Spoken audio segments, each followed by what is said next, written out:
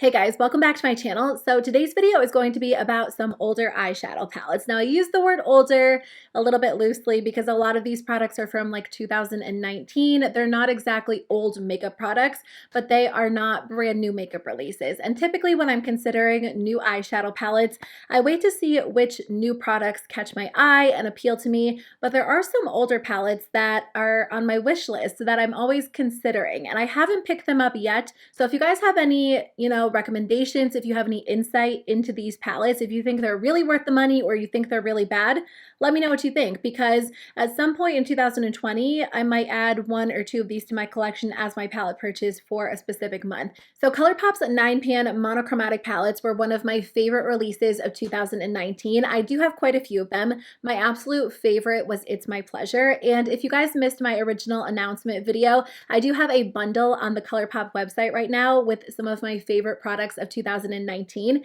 including the It's My Pleasure palette, which is so crazy. I'm just so excited about it. So if you're still interested in that palette, you can get that along with a couple of my other favorites for a discounted price. I'll put more information in the description box below. But anyways, I do have that palette. It became one of my absolute favorite products ever.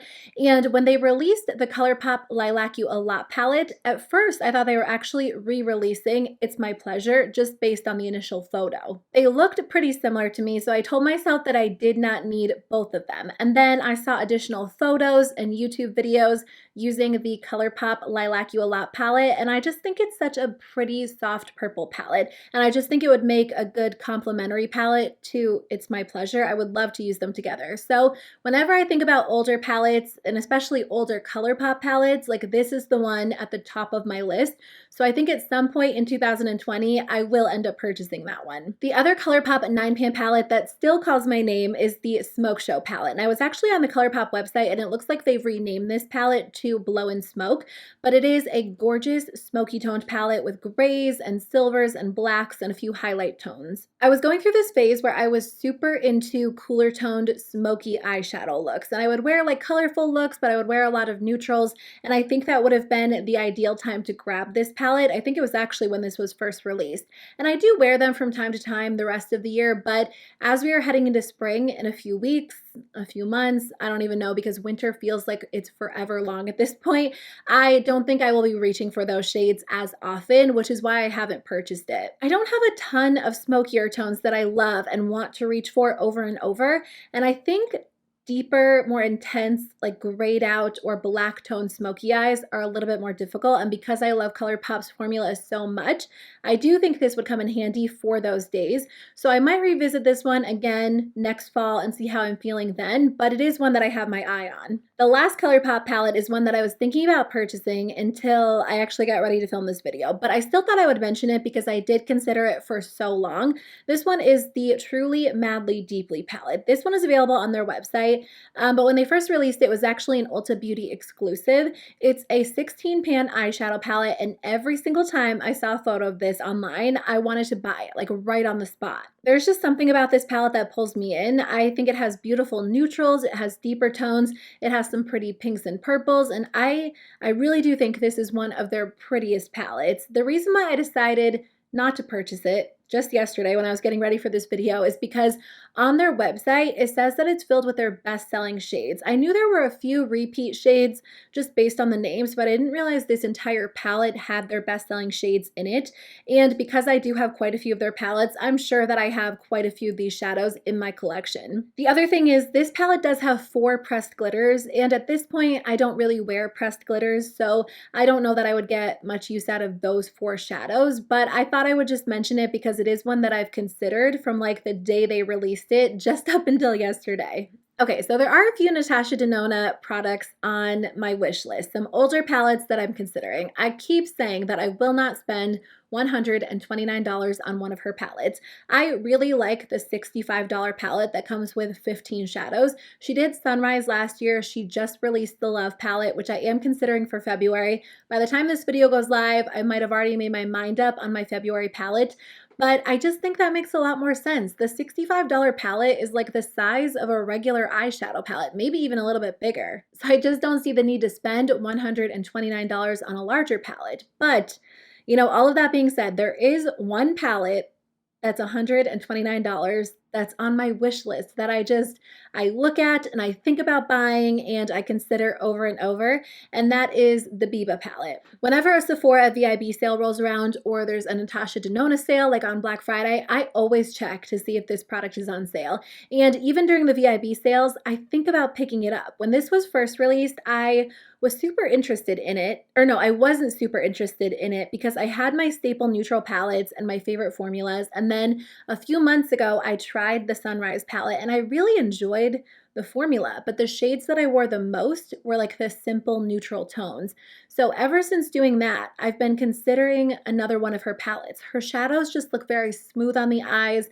They look like when you blend them out, they look so well blended and just perfect. It's a long shot, but it is one that I do consider from time to time. It's on my wish list. It's an older palette that I do think is really nice. The other Natasha De Nonna palette that I feel like is a lot more reasonable is the Mini Nude palette. This one retails for $25, and like I told you guys, I just really like her neutral shadows, the ones that I've tried at least. I think they're great for everyday wear. They look so pretty on the eyes. I did try two of her mini palettes in the past. I tried Mini Lila and Mini Star, and I found them to be very inconsistent. That was actually my first experience with Natasha De Nonna eyeshadows, and I totally wrote off Natasha De Nonna after trying those, but I did read a lot of comments saying that those palettes in particular were very different from her staple formula and they were inconsistent. I've also heard that her newer mini palettes are a lot better. I think they tend to have better reviews on Sephora's website, so I am open to trying out another mini palette in 2020, and I just think the Mini Nude palette is like a staple palette. It would get a lot of use in my collection. So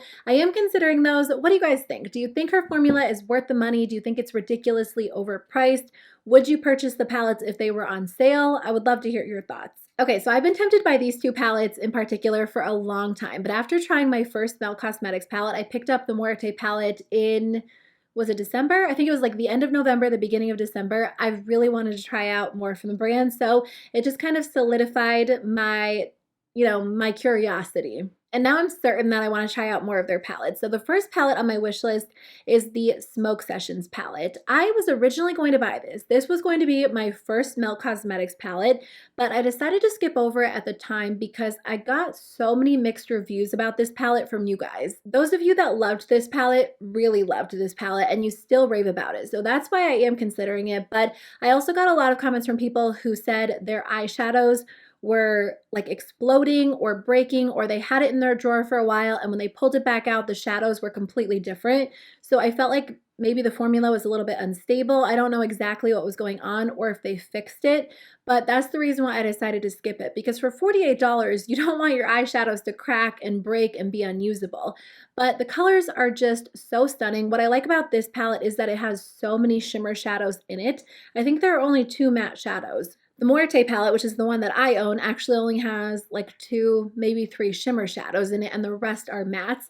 And typically I wear shimmer shadows more than matte shadows. So that's why I'm curious to try out this one. Other than the fact that the colors are so beautiful, I would be able to get a better feel for their shimmer shadow formula. And what I've tried from the Muerte palette, I've loved. So this is one that I am considering. The other Mel Cosmetics palette that I might pick up instead, I can't decide between these two, is the Gemini palette. I don't think I'm drawn to this one as much as I am the Smoke Sessions palette, but I do think it's really beautiful. It has quite a few matte shadows in it. You get a mix of neutrals and then some green tones. I think I would be able to get a lot of use out of this one. And again, I hear really good things about it. So in 2020, I definitely want to try out another Mel Cosmetics palette. I think that I'll go with an actual palette over one of their stacks because when you break it down, the stacks are pretty expensive. I think they typically retail for like high 40s, $50 for like 4 or 5 shadows. So I'd rather just get a palette and have more options to play with. But I mean, all of their palettes, all of their stacks are really beautiful. So if you have a favorite Mel Cosmetics palette, let me know. So I've never tried anything from Huda Beauty because I do purchase cruelty-free products. And while some people consider them cruelty-free, they were selling mink lashes, so other people did not consider the brand cruelty-free. There's no legal definition of cruelty-free, so it does vary. There are some gray areas, but I did read online that they stopped selling mink lashes and they actually use synthetic materials now. So I have been thinking about trying something from the brand. This first palette is a somewhat recent release, but the Mercury Retrograde eyeshadow palette is one that immediately caught my eye. I just thought it was such a stunning palette, and it retails for $67. I love the mix of shades in here, and whenever I scroll through the palettes on Sephora's website, this is one that really tempts me and one that I think about buying. It has some pinks, some purples, some neutrals. It has gorgeous blues, and I just think that this color story combined with the different textures looks really interesting overall. I feel like with so many palette releases, it's hard to release something that like instantly grabs attention, but I do feel like that's how I feel when I look at this palette. I just think it is so pretty. So I do think this could be really fun heading into spring, so it is one that I am considering. I've also heard a lot of good things about the Huda Beauty new nude eyeshadow palette. I know that this is a little bit of an older release. I don't know exactly how long this one's been around, but it's been a little while. It comes with 18 different shadows, and again, there are some interesting textures going on in this palette. It kind of looks like you get matte shadows, shimmers, metallics, and then maybe some foiled eyeshadows. I can't tell if any of those are pressed glitters. So if you guys have any insight about this palette, I would love to hear from you. Overall, I just think it would be fun to use. I mean, you could get some like neutral eyeshadow looks, but it kind of has like this overall pinky vibe to it, and I just love my pink eyeshadow. So if I try the brand, I think I'll end up going with one of those, although I know she has like 9-pan eyeshadow palettes that are a little bit more affordable, so maybe I'll start with one of those. If you guys have any recommendations, I would love to know. The last palette is kind of random because I don't talk about Marc Jacobs Beauty a whole lot on my channel. I really haven't actually tried much from the brand, but the Marc Jacobs Beauty Iconic Stiletto Multi-Finish Eyeshadow Palette is the one that catches my eye. It retails for $49.50 and it looks like you get 7 different shadows. I've actually heard really great things about this eyeshadow formula, but the palettes are a little bit more on the expensive side because for $49.50 you get 7 eyeshadows, but I will say that the colors in this one are so pretty. Again, it's kind of like a cooler tone smoky palette, which looks somewhat similar to the Smoke Show palette from ColourPop, but this one has like more of a mix. I just don't have like a staple cooler toned smoky palette in my collection, so I do feel like either this one or the ColourPop one would be a nice addition, and I just think you'd be able to create so many pretty looks using this. And honestly, sometimes I'm just curious to try out a new formula. A lot of times when I purchase a palette, it's from one of my go-to brands like ColourPop or who else? Like Anastasia. Like I know the formula, I know that I love it, so that's why I buy the palette. But on occasion, I feel like it's kind of fun to venture outside of my comfort zone, try something different. So if you guys have had any Marc Jacobs palettes and you think they're worth the money, you'll have to let me know. I don't know that I would buy one of these palettes if it was full of colors that I had over and over, but because I don't have a ton of cooler tone shadows and I do love them, I do think that this is one that I'm considering. So that is the end of my video. Those are all of the older eyeshadow palettes that are currently on my wish list. I hope you guys enjoyed today's video. I would love to hear from you. If there is a certain palette that you guys are thinking about buying that's a little bit older, that's not necessarily a new release, you'll have to let me know. But I hope you guys have a great rest of your day, and I'll see you very soon with a new video. Bye.